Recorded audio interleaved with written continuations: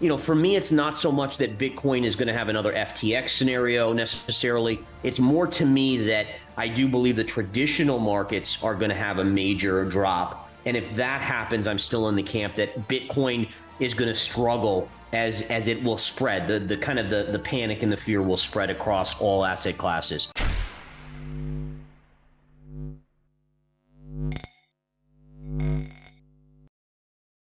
Today, we have seasoned trader Gareth Soloway discussing the recent banking crisis and the effect it will have on the crypto market. Soloway sees the potential risks of contagion as a warning sign from the financial system that things have gotten tricky and the crisis may not be over. While the current state of financial markets is vulnerable, he still sees a recession in the second half of 2023. With the recent rotation of money into the NASDAQ and cryptocurrencies, Soloway notes that this is the first banking crisis since the inception of Bitcoin and sees it as a use case for the cryptocurrency. While he doesn't believe that the market has fully bottomed, the current financial situation actually strengthens the case for Bitcoin long term. Soloway also cautions investors to be wary and notes that he does not see the Fed cutting rates significantly anytime soon. Let's get right into the latest interview with Gareth Soloway. If you enjoy the content we do here on this channel, don't forget to hit the like button and subscribe. Let's get right to the video. I do think it is a breakage. It is kind of a warning shot from the financial system that things have gotten very tricky. And again, I do look at it as a break at this point. If he continues to tighten, it's only going to get worse. I mean, we had Goldman, JP Morgan, Citi, Wells Fargo bailing out FRC with $30 billion, and the stock's still tanking even after that. And you're still seeing PacWest drop and on Friday and stuff. So I mean, the question is too, is the crisis even over? Is there risk of contagion? I think that's got to be the big question. Could this deteriorate further out of control if the Fed keeps hiking rates? Let me bring up my charts here. We'll take a look. So what we can see here is that this is the S&P 500 chart, right? And so we've basically been, and I think people don't kind of recognize this, but what I've seen is that since really June, the markets have been in basically a chop fest, right? We've just been going sideways here. And so one of the things that I saw recently with this banking crisis is we actually broke below this trend line that's been sloping up. So to me, that's getting my attention. I want to see, do we rally next week? Do we retest that line, maybe get above it? But right now, I do think the markets all are vulnerable. And I still have it priced in that the second half of 2023, I do see us not only retesting the lows from October, but then starting to actually go down to some of these targets, maybe even as low as 3,000. So I'm in the camp where I do think that we're in for a recession. I think that, anyone who says we're not, it's going to be some soft landing. I mean, again, show me a place where the Fed has hiked this quickly, this fast, with this dramatic rise in rates.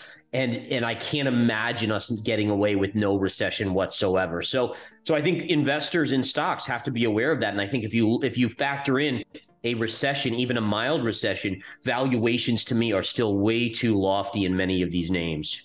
You have seen companies, at least mega cap companies, laying off significant amounts of people, and it hasn't really had an impact yet. I am in the camp that at some point there's like a mountain kind of cliff where we do roll over it and you do see a spike, but it may take a little bit more time than even the next couple months. I do wonder though, what type of jobs, right? So the job openings that I'm seeing are not necessarily the tech jobs, the Microsofts. I mean, like the Microsofts, the Metas, they're not hiring, right? But it's more like the McDonald's, the workers, So it seems like it's a type of job. Construction, industry, service. Right. Yeah, exactly. So it's not necessarily the super high paying jobs that people want. It's more like the ones that had to raise their salary from or $12 an hour to $20 an hour that are still trying to get workers. And again, the question is, will enough people that lose their jobs at Twitter will they be looking for jobs in those places, or do we just have a shortage of those particular workers?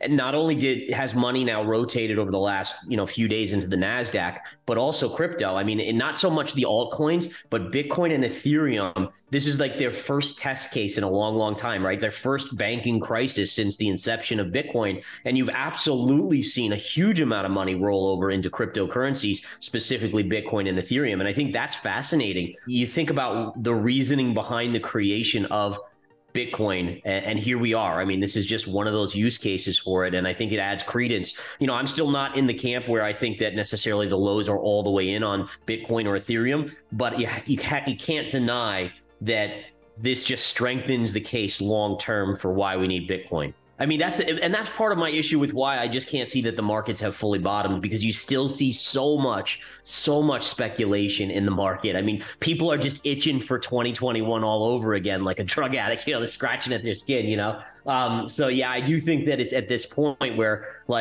investors got to still be very wary, right? The Fed isn't going to, number one, the Fed's not going to just go to cutting rates, right? They're not going to, you're not going to see this all of a sudden, this massive pivot where interest rates miraculously go back to 1% on the Fed funds. I mean, it's just not going to happen in a long period of time. Now, are they going to finally pause? Yeah, I think that makes sense. Maybe drop rates by 2024 a tiny bit, but I just do not see them dropping rates all the way back down. And if they have to do that, the economic situation is going to be ridiculously horrible for them to do that in. So you have the Fed potentially, instead of a 50 basis point, which prior to last weekend we were kind of thinking about, now all of a sudden 0 or 25, and obviously most likely a pause after that. And then also, I think that there was this massive amount of money that flowed from bank stocks and the markets into Bitcoin, which helped push it up like we see it on the chart in front of us. And so I think it's a combination of that. I do think that once the banking situation calms down, you do see some of that money come out of crypto in terms of Bitcoin and Ethereum, but it certainly was part of that. And we saw it in gold, right? I mean, gold has had a massive run up as well.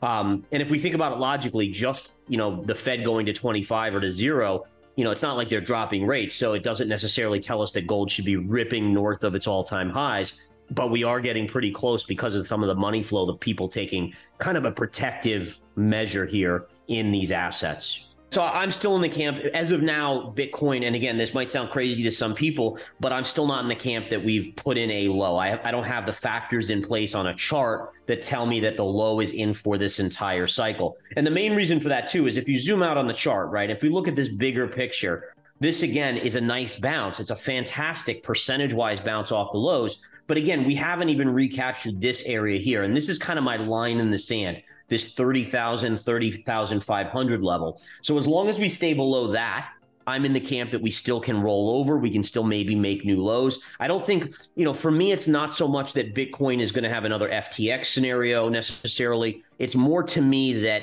I do believe the traditional markets are going to have a major drop. And if that happens, I'm still in the camp that Bitcoin is going to struggle as it will spread. The kind of the panic and the fear will spread across all asset classes. Maybe not so much gold, but even gold could see some selling. Soloway believes that the influx of money from bank stocks into Bitcoin has contributed to the cryptocurrency's increase in value. However, he does not think that this rise necessarily indicates that the low for Bitcoin's cycle has been reached.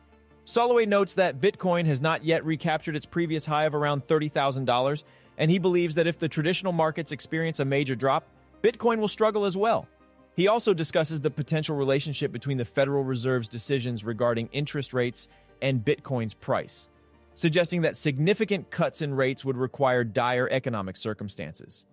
Soloway sees the current financial crisis as a warning sign for the markets and believes that Bitcoin's long-term prospects are strengthened by its performance during this period. What do you think about the latest interview with Gareth Soloway, and how does the banking crisis we're seeing affect the stock, crypto, and capital markets in the coming weeks? Comment down below. Thanks so much for watching. Don't forget to like and subscribe. This is Library of Wealth. We'll see you in the next video.